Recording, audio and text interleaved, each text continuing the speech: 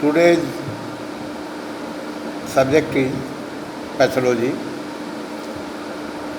How to be a student of BHMS second, and the chapter is essential hypertension. Essential hypertension.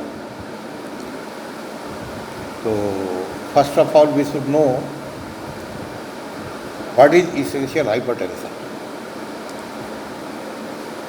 It is the persistent and pathological high blood pressure for which no specific cause can be found.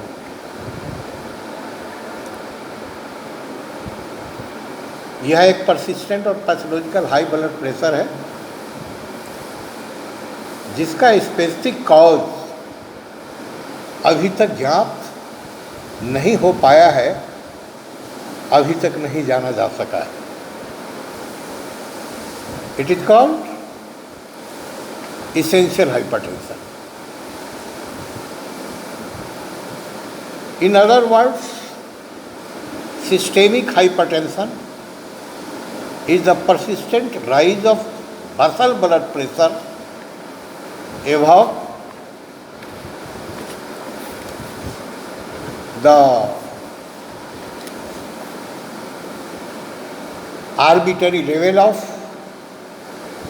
150 by 90 mm of Hg recorded on 3 or more successive occasions. कहता है कि 150/90 150/90 अगर blood pressure का reading दे एक adult mail में और इसकी जांच की जाए लगातार 3 दिनों तक अलग अलग टाइम पर, अलग अलग समय पर, जैसे इरिस्पेक्टिव ऑफ एज, हाइपरटेंशन में भी सिस्टेमिक और पल्मोनरी. हाइपरटेंशन कभी कभी पल्मोनरी भी होता है, यानी जिसका वास्ता लंग से होता है, रेस्पिरेटरी सिस्टम से होता है. तो अभी हम लोगों ने इसेंशियल हाइपरटेंशन किसे कहते हैं उसके बारे में जानने का प्रयास किया.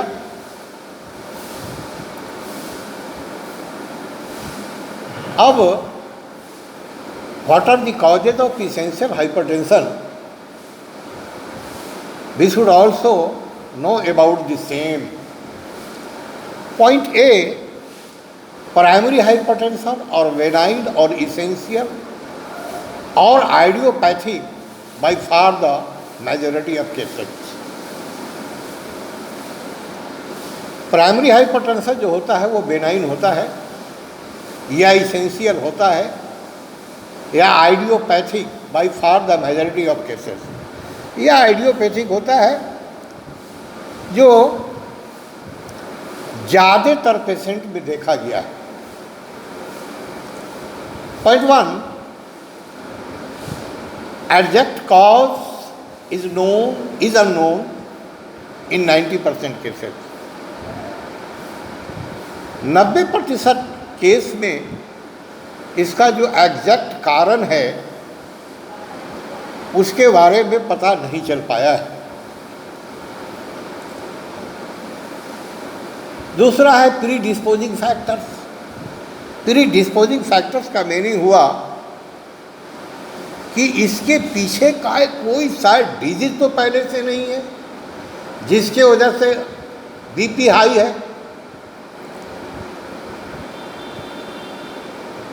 इसमें एज देखना है, जो अत्यधिक मिडिल एज में होता है और मोस्टली मेल में होता है. दूसरा पॉइंट इसका है हेरिडिटी, आनुवंशिकता. Both parents have then 45% child. कहता है कि माता पिता को अगर इसेंशियल हाइपरटेंशन है तो बच्चों में भी करीब करीब 45% बच्चों में इसेंशियल हाइपरटेंशन पाने का संभावना होता है। If single parent has then 30% child. अगर एक माता या पिता किसी दोनों में से एक को हाइपरटेंशन है तो 30% चाइल्ड में हाइपरटेंशन होने का संभावना होता है। अगला है कॉन्स्टिट्यूशन।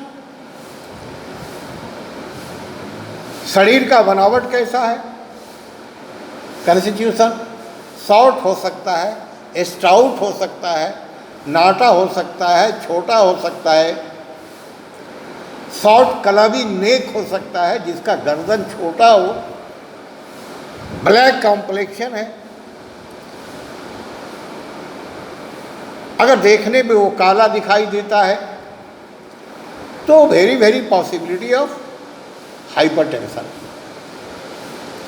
अगला पॉइंट है ऑक्यूपेशन। किस पेशे से जुड़ा है, किस कार्य से जुड़ा है? तो ऑक्यूपेशन में मेंटल वर्कर, ऐसा तो नहीं कि वो हमेशा मानसिक काम ही करता है, मेंटल वर्क ही करता है। जैसे टीचर, प्रोफेसर, स्टूडेंट, मैकेनिक्स, इन लोगों में इसेंशियल हाइपरटेंशन होने का संभावना अत्यधिक होता है। फिर सीडेंटरी वर्कर है। सीडेंटरी वर्कर का मीनिंग हुआ कि जो बैठे बैठे कोई काम करता है, चेयर पर बैठा है और लगातार 6 घंटा 8 घंटा वो ड्यूटी कर रहा है, तो वेरी वेरी पॉसिबिलिटी कि उसको हाइपरटेंशन हो। फिर अगला पॉइंट है फूड हैबिट्स। उसको खाने पीने का क्या हैबिट है? तो खाने पीने के हैबिट में अगर वायरी सब्सटेंस ले रहा है, फैटी सब्सटेंस ले रहा है, ये सब फूड फैक्टर है, इसके वजह से भी हाइपरटेंशन होगा, हाई ब्लड प्रेशर होगा। अगला पॉइंट है ओबेसिटी। अगर तोंद निकला है तो very very possibility of hypertension. उसका अगला पॉइंट है excess mental stress and strain persist. अत्यधिक मानसिक मेंटल स्ट्रेस स्ट्रेन में अगर कोई चल रहा हो, पारिवारिक जीवन है, सामाजिक जीवन है, विद्यार्थी का जीवन है, बेरोजगारी का समस्या है, तो वहाँ पर मेंटल स्ट्रेस स्ट्रेन डेवलप करेगा। स्वाभाविक है कि ब्लड प्रेशर भी रेज्ड होगा। फिर पॉइंट है psychological disturbances as emotional upset. अगर वो मनोवैज्ञानिक तौर पर डिस्टर्ब है, कहीं सांप का डर, कभी भूत का भय, कभी ऐसा शंका कि हमारा कोई मर्डर कर देगा, हमारा जान चला जाएगा, मेरा संपत्ति चोरी चला जाएगा, कोई लूट के ले जाएगा, वहाँ पर भी ब्लड प्रेशर बढ़ने का अत्यधिक संभावना होता है। यानी ये सब भी इसेंशियल हाइपरटेंशन का कारण होता है। फिर एक और पॉइंट है एडिक्शन, मतलब किसी चीज़ का आदी हो जाना, जैसे स्मोकिंग एंड अल्कोहलिज्म। अगर कोई बीड़ी पीता है, सिगरेट पीता है, शराब पीता है, तो वेरी वेरी पॉसिबिलिटी कि उसका बीपी रेस्ट मिले। तो अभी हम लोगों ने प्राइमरी हाइपरटेंशन के बारे में जानने का प्रयास किया। सेकेंड है हमारा सेकेंडरी हाइपरटेंशन, द्वितीयक हाई ब्लड प्रेशर। और द्वितीयक हाई ब्लड प्रेशर को बड़ी गौर से देखना है। जो पहला कारण बोल रहा है renal causes. Renal causes means related to disease of kidney is called renal causes. Renal causes में एक्यूट और क्रोनिक ग्लोमेरुलर नेफ्राइटिस है ना, एक्यूट हो या क्रोनिक हो, नेफ्रॉन का जो ग्लोमेरुली है उसमें इन्फ्लामेशन हो जाए तो सेकेंडरी हाइपरटेंशन होगा, सेकेंडरी हाइपरटेंशन होगा। अब यहाँ पर गौर करने का बात है, गौर करने की ज़रूरत है कि अगर किसी को नेफ्राइटिस हुआ है, आइदर वो एक्यूट हो आइदर वो क्रोनिक हो, तो what are the causes of hypertension? इसलिए कि यूरिन का उतना आउटपुट नहीं हुआ जितना वो फ्लूइड इनटेक किया है। क्योंकि नेफ्रॉन से ही फिल्टर करके यूरिन आता है और किडनी के माध्यम से वो बाहर की ओर निकलता है। स्वाभाविक है कि फ्लूइड लोड ब्लड में बढ़ गया। हम लोगों ने अभी तक जाना है, हम लोग अच्छी तरह जानते हैं कि 9 पार्ट वाटर है हमारे ब्लड के अंदर और 1% वो HB है जिसको हम लोग हेमोग्लोबिन बोलते हैं, और सारे के सारे उस लिक्विड को लाल दिखाई देता है। तो अगर ये फ्लूइड, अगर ये वाटर रिटेन कर जाता है cause by nephritis, cause by inflammatory condition of the nephron, स्वाभाविक है कि जब फ्लूइड लेवल बॉडी में बढ़ेगा तो स्वाभाविक है कि ब्लड प्रेशर भी बढ़ेगा। अगला कारण बोल रहा है पायलोनेफ्राइटिस। बिल्कुल वही है, पायलोनेफ्राइटिस है, नेफ्राइटिस में सूजन है ना, वो सूजन के साथ उसमें पस है, उसमें इन्फेक्शन हुआ है तो पायलोनेफ्राइटिस होगा। अगला है पॉलीसिस्टिक किडनी। अगर किडनी में अनेकों सिस्ट डेवलप कर गया है तो मे बी प्रेशर, क्योंकि वो जो सिस्ट है ना, कई सिस्ट है, पोली है, सो मेनी है, अनेकों है, तो किडनी पर प्रेशर देगा। स्वाभाविक है कि किडनी पानी उस मात्रा में बाहर की ओर नहीं भेज सकेगा। नतीजा है कि वो वाटर रिटेन करेगा बॉडी में और प्रेशर हाई करेगा, है ना। रीनल स्टोन, अगर रीनल स्टोन हुआ है, किडनी में स्टोन हुआ है, स्वाभाविक है कि आपके फ्लूइड लेवल को रिटेन करके बॉडी को बैक कर देगा, वहाँ पर बीपी होगा।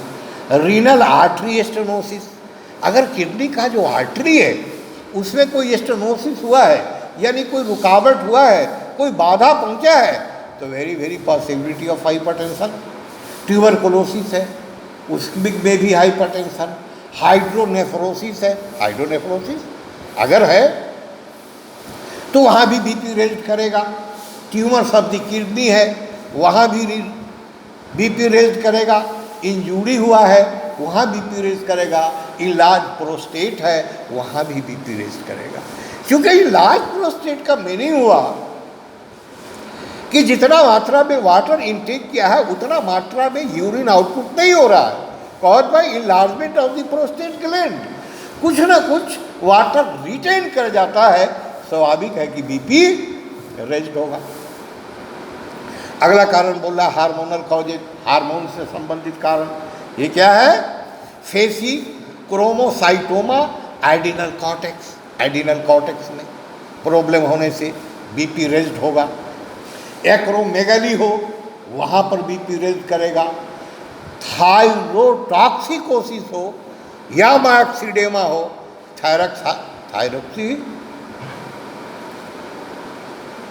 थायरोटॉक्सिकोसिस हो, वहाँ पर बीपी रेज होगा।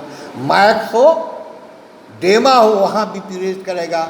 यानी थायराइड स्टिमुलेटिंग हार्मोन का रेज कर जाना, TSH, T3, T4 इस सब का रेज कर जाना, बीपी रेज होगा।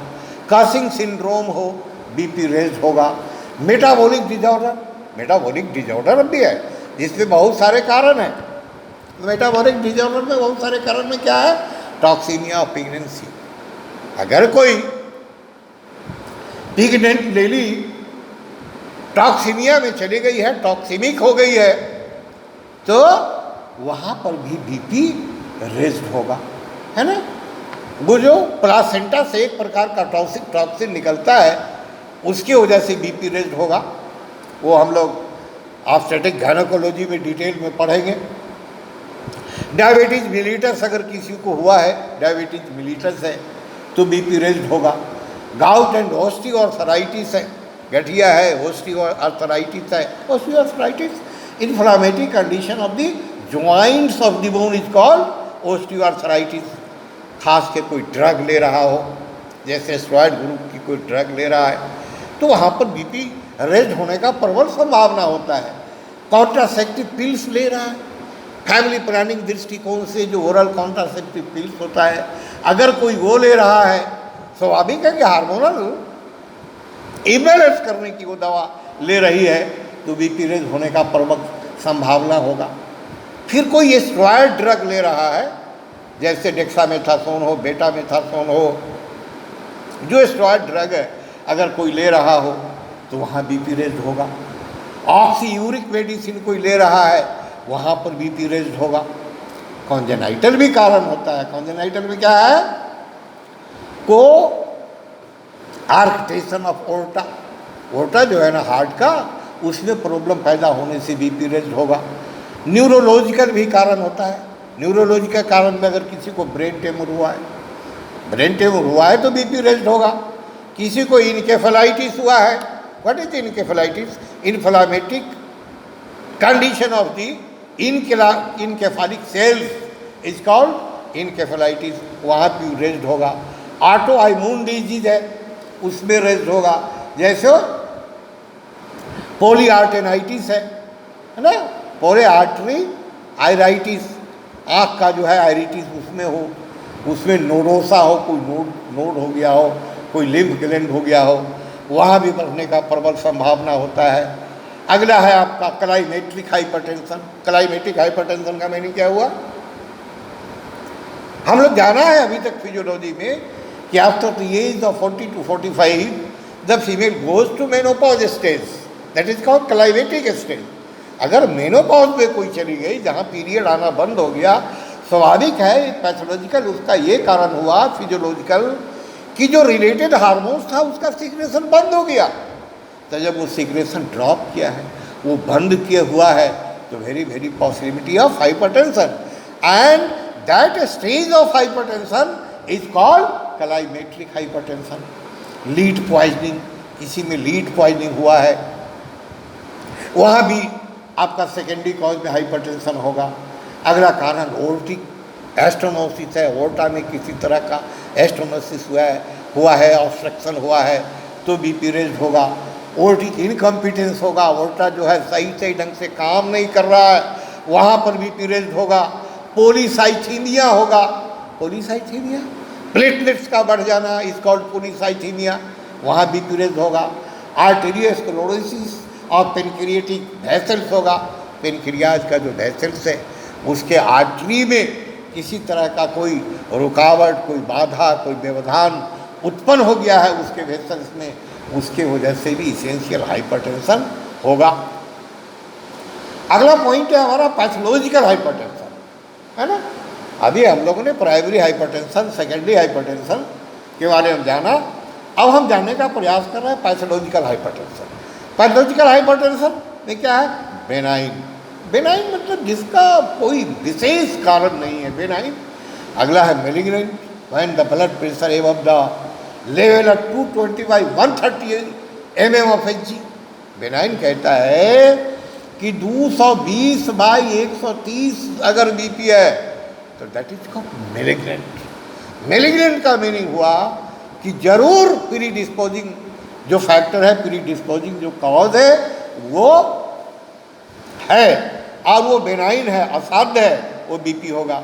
रेटिनोपैथी विथ पेपिलियोइडीमा, रेटिनोपैथी हुआ है, रेटिना में किसी तरह का प्रॉब्लम हुआ है, पेपिलियोइडीमा हुआ है, वहाँ पर बीपी रेज होगा। इनकेफालोपैथी हुआ है ना। इनकेफालोपैथी यानी ब्रेन सेल में बहुत अनेकों प्रकार का जो कुछ प्रॉब्लम डेवलप किया है उसके चलते भी बीपी रेज होगा। तो अभी हम लोगों ने इसेंशियल हाइपरटेंशन में जानने का प्रयास किया, जिसमें हम लोगों ने विस्तार से जाना कि प्राइमरी कॉज होता है, सेकेंडरी कॉज होता है, पैथोलॉजिकल कॉज होता है, यानी there are so many causes of hypertension. तो being a doctor we should rule out the causative fact and cause of the disease. Then after we can treat the hypertension. Where is what problem? That problem should be eradicated. That problem should be treated. Then after, we should treat the patient of hypertension and we can give the real treatment for the same patient. अभी हम लोगों ने climacteric जाना, अभी हम लोगों ने climacteric पढ़ा है, अभी हम लोगों ने ब्रेन ट्यूमर पढ़ा है, अभी हम लोगों ने प्रोस्टेट का इन्लार्जमेंट पढ़ा है, अभी हम लोगों ने नेफ्राइटिस पढ़ा है, अभी हम लोगों ने पाइलोनेफ्राइटिस पढ़ा है, यानी किडनी में प्रॉब्लम हुआ है ना। तो अभी अभी हमने बताया कि किडनी में प्रॉब्लम यह है, वाटर जितना इंटेक किया, पानी जितना पिया, उस मात्रा में उसको बाहर नहीं निकाल सका, तो बॉडी में रिटेन कर लिया। बॉडी में रिटेन किया तो ब्लड के वॉल्यूम में, वो ब्लड के साथ वो रन कर रहा है, दौड़ रहा है, स्वाभाविक है कि ब्लड का वॉल्यूम बढ़ेगा और बीपी रेस्ट होगा। Rest in next class. Thanks.